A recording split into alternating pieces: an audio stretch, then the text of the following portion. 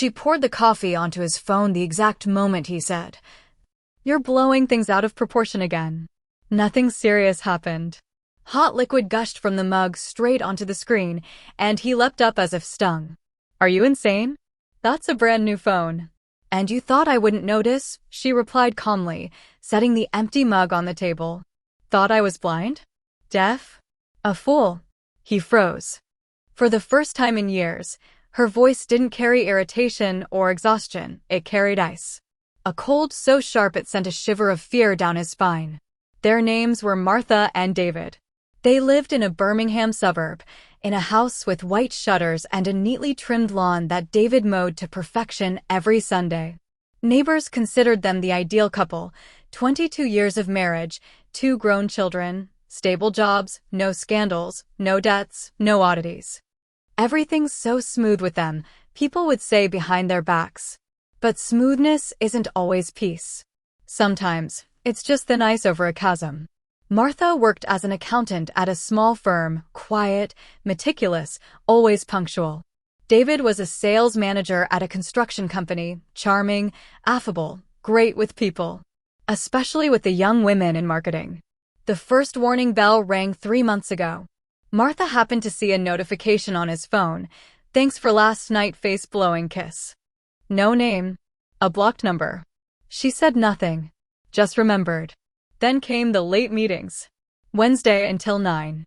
Friday, dinner with clients. Monday, forgot the report, need to finish it at the office. She didn't argue. Didn't interrogate. Just sat in the kitchen, sipping tea, watching the sunset paint the sky crimson, as if even the heavens knew the truth. She didn't hunt for proof. Didn't snoop through his things. Didn't install spyware. But one day, when he left his charger in the car, she went to the garage and saw lipstick on the collar of his shirt. Not her shade. Not her brand. Deep burgundy. Bold. Defiant. That night, she said nothing. Just lay awake staring at the ceiling while he snored beside her, confident in his own invincibility. Then came the day he ruined everything himself. "You're blowing things out of proportion again," he said when she finally confronted him. "It's just friendship. We're just talking. You know how much I enjoy conversation." She didn't know. And that's exactly why she believed him. But in that moment, as he spoke those words, she realized he wasn't just cheating. He thought she was stupid. Thought she wouldn't notice. Thought he could lie straight to her face and walk away untouched. So she made a decision not to forgive, not to scream, not to leave, but to get revenge. Quietly. Methodically. Without fuss. Martha had always been a good homemaker. She understood the inner workings of their life better than anyone. She knew where documents were kept, how bills were paid, who called and why. David relied on her for everything domestic. He never imagined how fragile his stability really was, or how easily she could shatter it. First, she changed the passwords. Not all of them, just the ones tied to their joint finances. He didn't notice right away. But a week later, while trying to pay for dinner with a colleague, he discovered his card had been declined. "Must be a glitch," he muttered, cheeks burning. The waitress smiled politely. His colleague did not. That same day, he called Martha. "Why isn't my card working?" "Did you check the balance?" she asked calmly. "Looks like someone spent nearly everything. Maybe your clients are too generous." He fell silent, then hung up abruptly. She didn't smile. Just closed her eyes and took a deep breath. This was only the beginning. Next came his reputation. David prided himself on impeccable business ethics. "I'm honest as glass," he'd say at company parties. But Martha knew that last year, he'd forged signatures on 3 contracts to speed up a deal. Nothing criminal, just a minor breach of internal policy. But if management found out? She didn't send the email herself. No. She created an anonymous account and wrote to the internal audit department. Attached scans. Dates. Client names. Everything she knew. The message was dry, professional, emotionless. Perfect. 2 weeks later, David was called in for a chat. He came home pale, angry, but silent. Martha was making soup. "Everything okay?" she asked without looking up. "Yeah," he grumbled. "Just a routine check." She nodded. Inside, ice. Meanwhile, his colleague started receiving strange messages. Not threats. No, just reminders. You know he's married, right? Does he tell you the same things he tells his wife? Did he promise you a ring? Like last time. The woman, her name was Lisa, ignored them at first. Then grew uneasy. Finally, she showed up at the office with red-rimmed eyes and told David it was over. You lied to me? She asked. No. Who told you that? I don't care who. I care that you've been married to her for 22 years and still live with her, while telling me you're getting a divorce. He tried to explain.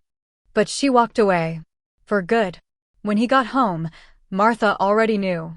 She'd read everything through mutual acquaintances, social media, the tiny details he unknowingly revealed in his voice, his eyes, his gestures. Are you happy? She asked as he sat down silently at the table. With what? With your life. Your family. Your choices. He looked at her, really looked, for the first time in months. And in her eyes, he saw no pain. Only calculation. You did something, he said quietly. Me? She feigned surprise. I've just been living my life. You've been living yours. 2 more weeks passed. David began to lose control. He was stripped of his quarterly bonus due to procedural violations. Colleagues started excluding him from meetings. Even his boss, usually friendly, grew cold and formal. At home, everything remained the same. Dinner at 7. Clean clothes in the closet. Bed made. His wife polite, calm, as if nothing were happening. But one night, he woke to a strange sound. Faint, barely audible. He went to the kitchen and found Martha standing by the window, holding his old photo album. Not the family one, his personal one. The one he kept hidden in the garage. What are you doing? He asked, voice trembling. She didn't turn. Remembering. Here you are with Emily. Your first love. You said you'd never love anyone that deeply again. That was 30 years ago. And now you're saying the same thing to Lisa. Or is it someone new already? He stepped closer. Martha. I didn't mean to. You did.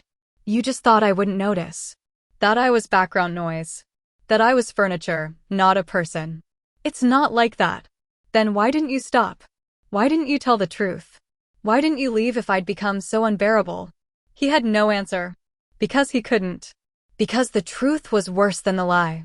The next morning, Martha filed for divorce. No screaming. No drama. She simply placed the papers on the kitchen table and said, Sign them. I've handled everything. The house stays with me. You get half the savings. The car is yours. The kids already know.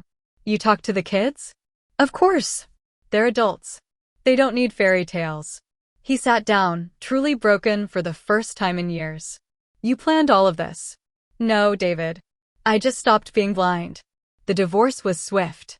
No courtroom battles. No public fights. He signed everything without reading it. Moved into a rental apartment on the edge of town. Lost his job a month later. The company decided his reputation no longer aligned with corporate values. New employers turned him down after reference checks. Someone anonymous had quietly circulated details of his unethical conduct across the city. He tried to find Martha. Wanted to talk. To explain. To beg forgiveness.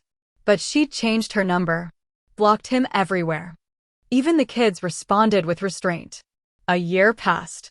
Martha still lived in the same house. She mowed the lawn herself now, not perfectly, but well enough. The kitchen smelled of cinnamon and coffee. She'd taken a remote job and started a small blog about financial independence for women. Sometimes, she received letters from strangers. You inspired me to leave my husband. Thank you for showing me it's possible to start over. One day, she received an envelope with no return address. Inside, a photograph. An old one. Her and David 20 years ago on a beach. On the back, a single line. I'm sorry. I didn't know I'd lose everything. She looked at the photo. Ran her finger over his smile. Then placed it in a dresser drawer, not out of nostalgia, but as a reminder. A reminder that revenge isn't a scream. Not fire. Not destruction. Revenge is becoming stronger than the one who betrayed you. It's building a new life from the ruins of the old and never looking back. She closed the drawer, poured herself a cup of coffee, and went to water the flowers.